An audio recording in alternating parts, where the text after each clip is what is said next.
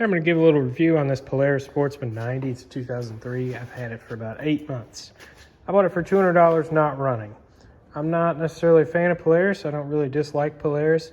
I wasn't looking for this one. I just found it. It kind of came to me for a good deal, and that's why I bought it. I'm 22 years old, 190 pounds. This probably isn't the right four-wheeler for me, but I like it anyway.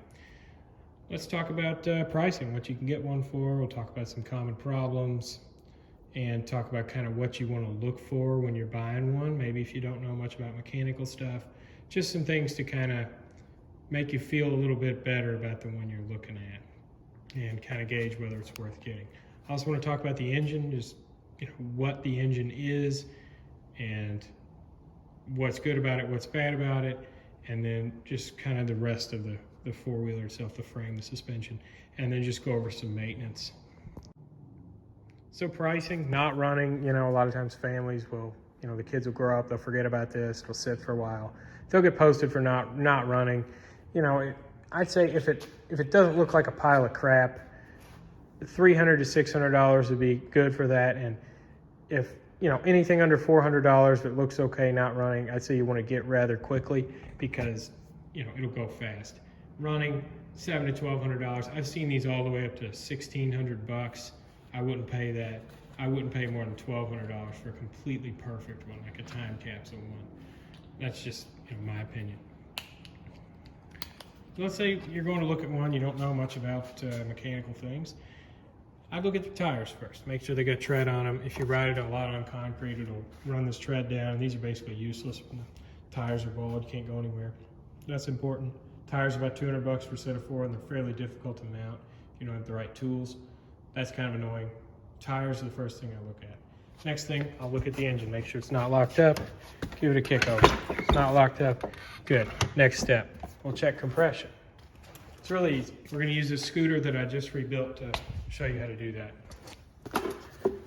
And this is a small 2-cycle engine. This will respond the way the four-wheeler will to this test as well. You don't need a gauge for this. This is just a little guesstimate. So you'll see that kind of stopping my foot. You just barely put the weight of your foot and leg on here and just let it fall down. And you'll feel it stop. When the piston hits top dead center, it'll stop your foot. And this four-wheeler runs decent. It just doesn't have a lot of compression. So you don't get that stopping your foot, except for very, very little. And that would be if you're looking at a running one, and you can tell by that it doesn't have a lot of compression. May need a rebuild here in the next, year or so. And when they don't have a lot of compression, they're a lot harder to cold start. They might not hold an idle. This has about 55 to 60 pounds of compression. It still runs okay, but you really wouldn't be too much wiser about it if you didn't test it like that. So that'll, maybe be a good negotiating point or maybe be a reason not to buy it. But these aren't that hard to rebuild. That doesn't really scare me away. It's not a space shuttle. You don't have to work for NASA to rebuild one of these things. You don't have to be a good mechanic. It's very easy. But it costs about $100 to do. Not a big deal, but again, something you want to look for. The engine on this four-wheeler is called the horizontal Minarelli. It's a 2-stroke scooter engine used by Yamaha, Aprilia, and Vespa, and a lot of other Chinese four-wheeler manufacturers. This one's made in Taiwan by this company here. It's very reliable, solid scooter engine, been proven for years and years to be great. Probably my favorite scooter engine ever, actually, for like 50 cc's. Of course, this is a 90 cc, but when it's used on scooters, it's a 50. My only gripes with this engine are that it's belt drive, of course, like a lot of four-wheelers really are. And I just don't like that about a lot of four-wheelers, because with this, if I get this in a pond or get it in mud or something, and water gets up in this belt, it stops moving. You gotta pick up the back wheels and rev it up and get that water slung off the belt. It's just kind of a hassle, it's annoying. It doesn't have reverse, it's a scooter engine. Scooters don't have reverse, this doesn't have reverse. Keep that in mind, no reverse gear. Other than that, it's got plenty of power. Rips wheelies with me on it, pull me up any hill. Like I said, I'm 190 pounds. This thing rips wheelies and pulls me up any hill. It's great, plenty of power. It's got decent power. We did a little drag race with this and this Yamaha Jog scooter, and it beat the Jog.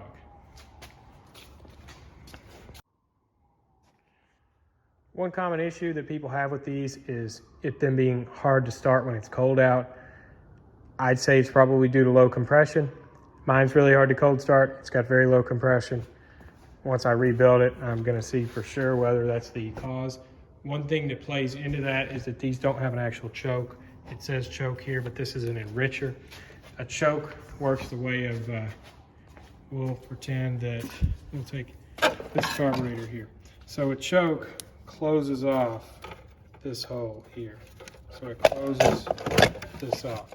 An enricher just opens up a channel and allows a little bit of fuel to dribble down in here and kind of help start it, kind of like a primer bulb or something like that, just not as good. One way to start these in the cold is if you're really struggling to get it started, your kid wants to get out and ride it in the snow or whatever. Here's the air box. You'll see this piece, it'll have a little 90-degree bend on the top. Stick your finger in there, crank it over with the electric start until it starts, and just kind of keep on doing that until it gets running. And that's acting as a choke. Really easy. So the frame and I guess suspension components on this are what really differentiates it from a Chinese four-wheeler, what really makes it worth buying. It's virtually indestructible. Like I said, I'm 190 pounds. I wheelie this thing, I jump it. I'm not easy on it. It flipped down a hill by my house into a creek, like rolled over into a creek, and it was like trees were over top of these, or just like pinning these wheels to the side, and it was a mess. I got it out of there, nothing was bent. Here's a picture of that. One thing cool about it is you can adjust the tension on these springs. So if you've got a kid that's riding it, you can bring these down and it'll be very soft. Or if you've got someone like me riding it, get them to where they're really tight. It's great for wheeling. Just come back on this little bar here. Really, really sturdy. That I'd say is the cherry on top of this thing. It's really tough. What maintenance do you have to do on this? No oil to change, engine oil at least. Just add oil into this injector. This is an oil injected two-stroke. You don't have to mix gas. A lot of people don't trust that. A lot of old guys think the oil injector is a bad thing. I don't think it is. There's a really easy way to test that. So to start, you get one of these. You may be nervous about that. Look down in here. The oil goes through this line. There's a pump down here that pumps it from that tank up through this little line into the bore of the carburetor. Make sure that all looks good. And then put an oil that you know how it smells in here. It needs to be an injector oil. Say on the bottle it's an injector oil. That's okay. I use Amsoil Interceptor. Doesn't matter what you use, as long as it's an injector oil. And you know how it smells. Then pre-mix a tank with a different oil. And if you start smelling this oil, you know that the injector's working. Easy. Then other maintenance, make sure the steering stays tight. Make sure these are tight. These work their way loose every now and then. You just have to adjust them. Kind of like the wheel bearings on an old truck. Grease your only two grease fittings every now and then. Oil your chain. Brake adjustments here. If it's adjusted like this when you're going to look at one, you know they're about out of dick on the brake adjustment. You're going to need new brakes. Same with the fronts here. And that's how you adjust the front brakes. I don't think there's any adjustment down here for those. Yeah, no, there's none on the front brakes down there. It's only these. So there's one more fluid to worry about, and that's gear oil. And you really don't have to worry about it, actually. You fill it here, that little cap.